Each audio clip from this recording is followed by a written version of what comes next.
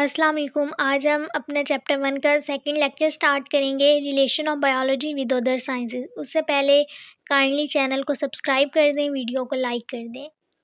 तो चलें यहाँ स्टार्ट करते हैं। Biology is linked with other natural sciences such as chemistry, physics and earth sciences.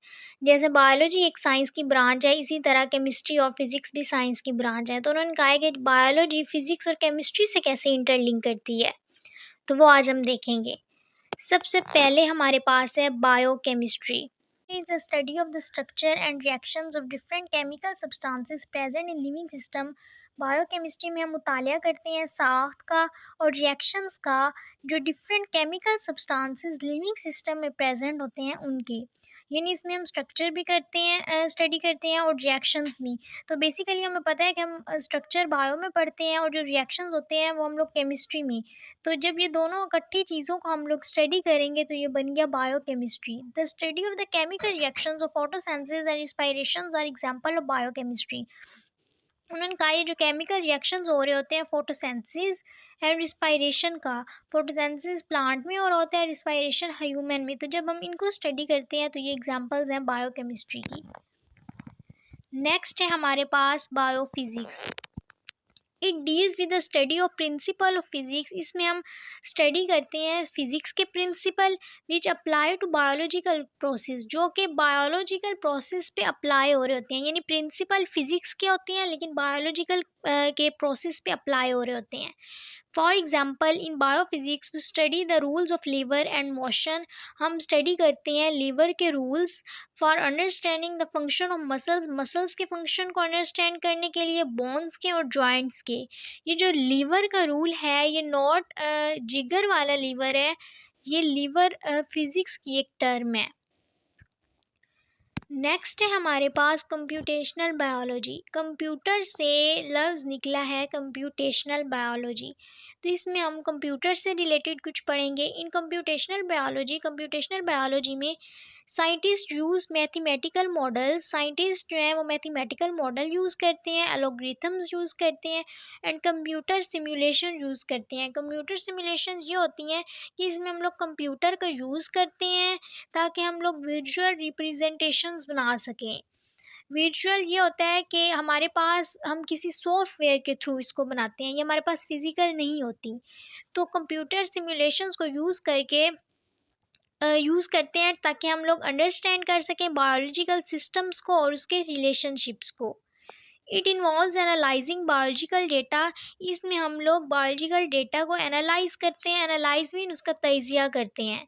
Such as sequence of amino acid, जैसे हम कह रहे हैं कि अमाइनो एसिड की जो सीक्वेंस है इन अ प्रोटीन के, प्रोटीन में हम अमाइनो एसिड की सीक्वेंस का एनालाइज करते हैं बायोलॉजिकल डेटा।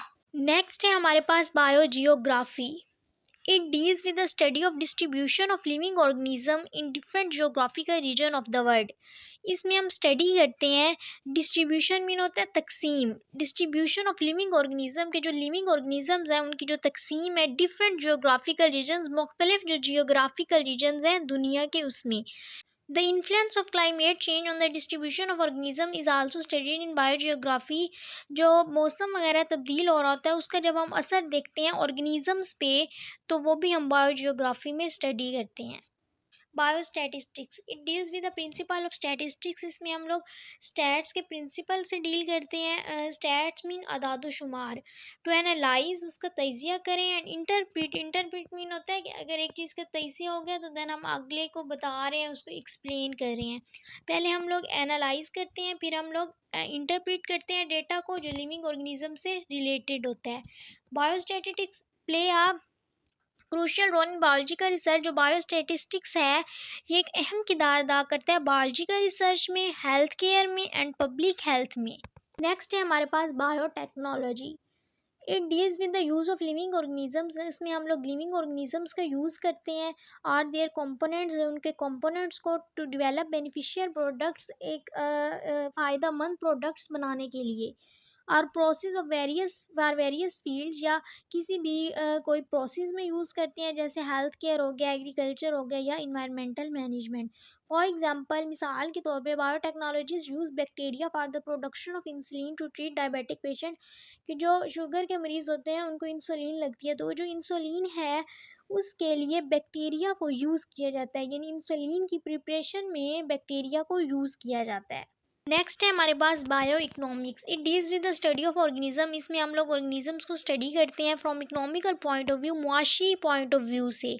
बायो इकोनॉमिक्स में साइंटिस्ट कैलकुलेट, जो साइंटिस्ट होते हैं वो कैलकुलेट करते हैं कॉस्ट एंड प्रॉफिट, कि कितना खर्च किया और कितना आया, यानी कितना हमने कॉस्ट कितनी हमने लगाई है एंड प्रॉफिट कितना हमने उस पर अर्न किया है।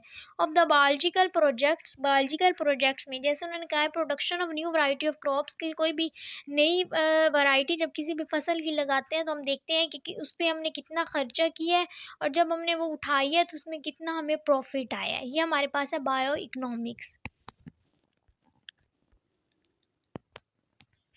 नेक्स्ट है हमारे पास careers in biology. The students of biology gets comprehension of the various phenomena of life after their FSC with biology. They can select further studies for diverse career. For example, उन्होंने कहा है कि जब हम biology FSC में biology के बाद कौन कौन से फर्दर कैरियर्स हम लोग चूज़ कर सकते हैं उनके बारे में उन्होंने बताया है। फर्स्ट है हमारे पास medicine and surgery.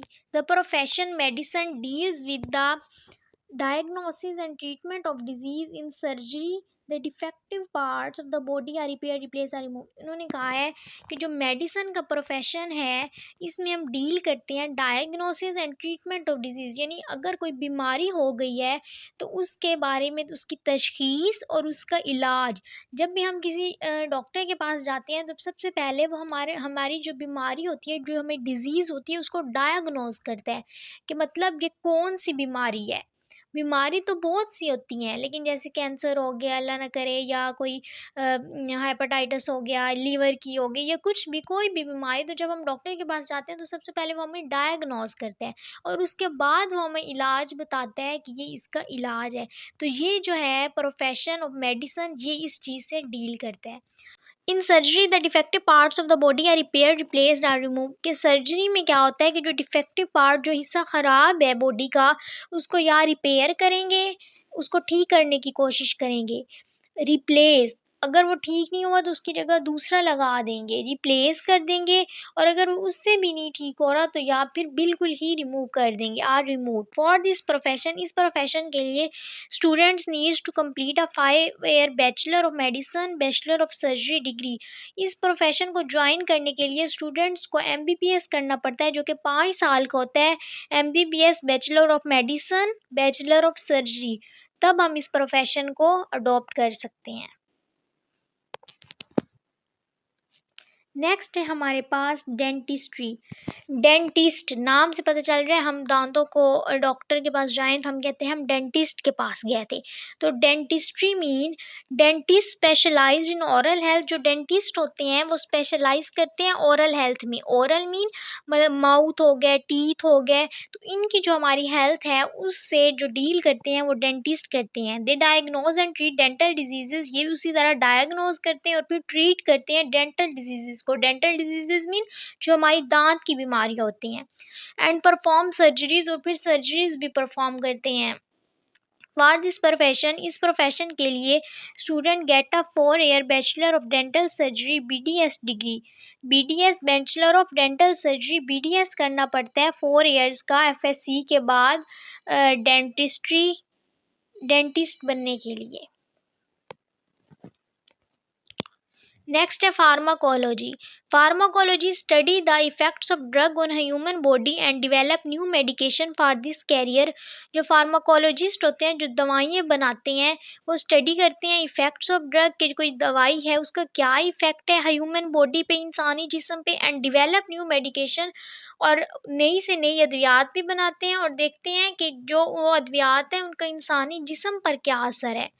For this career, Bachelor of Studies BS degree in pharmacy or Doctor of Pharmacy degree is required. इसके लिए हमें 5 साल की डॉक्टर ऑफ फार्मेसी डिग्री की ज़रूरत होती है।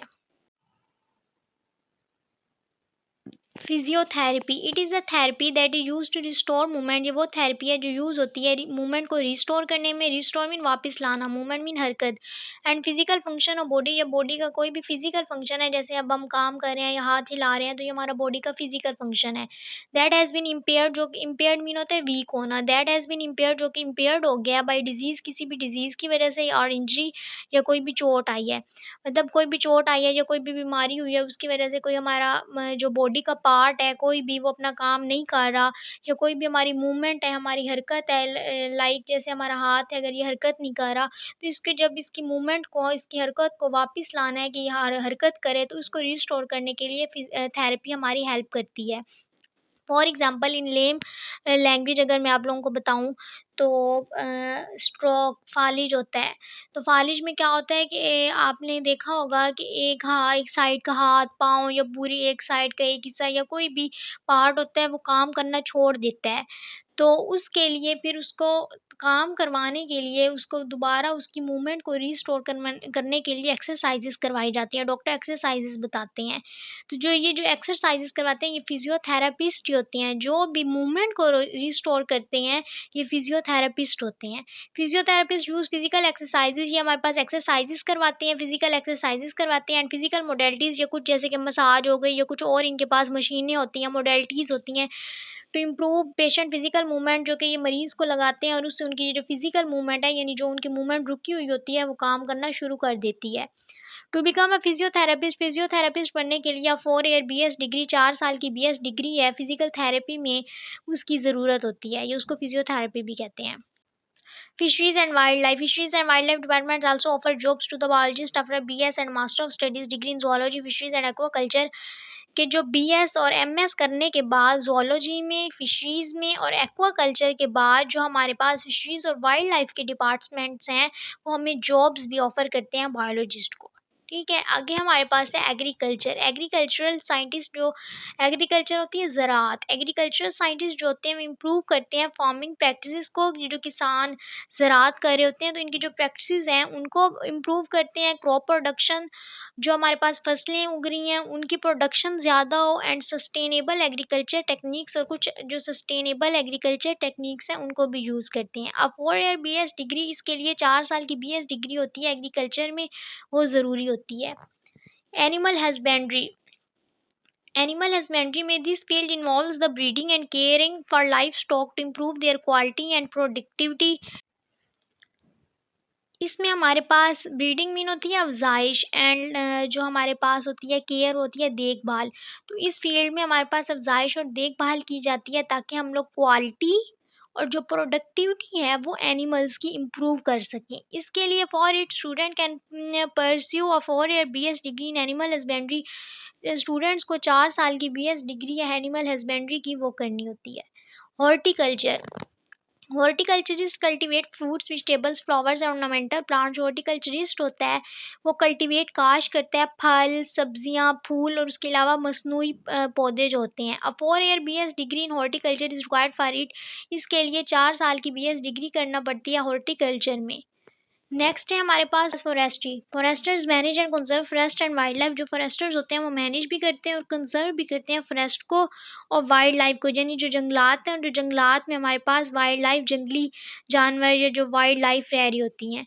फॉर दिस प्रोफेशन, इस प्रोफेशन के लिए 4 ईयर्स बीएस डिग्री रिक्वायर होती है फॉरेस्ट्री में। Farming, the professionals of farming. जो फार्मिंग में प्रोफेशनल्स होते हैं वो प्रिपेयर करते हैं फार्म्स को, ईजी जैसे एनिमल का फार्म हो गया, पोल्ट्री फार्म हो गया, या फ्रूट फार्म हो गया। इन सच फार्म, इन फार्म्स में द ग्रो क्रॉप्स, वो जो फसलें हैं उनको ग्रो करते हैं, एंड रेज एनिमल्स, और जानवरों के रेज करते हैं for food and other products, खुराक के लिए और दूसरी प्रोडक्ट्स के लिए। 4 year BS degree in agriculture specific farming courses required for this profession. एक 4 साल की बीएस डिग्री होती है एग्रीकल्चर में, ज़राअत में। ये स्पेसिफिक फार्मिंग के कोर्सेज होते हैं वो ज़रूरी होती है इस प्रोफेशन के लिए। नेक्स्ट है हमारे पास biotechnology. Biotechnologist use biological process to develop products and technologist in medicine, agriculture and more. A 4 year BS degree in biotechnology is required for this. जो बायोटेक्नोलॉजिस्ट होते हैं वो बायोलॉजिकल प्रोसेस को यूज़ करते हैं प्रोडक्ट्स और प्रोडक्ट्स बनाने के लिए।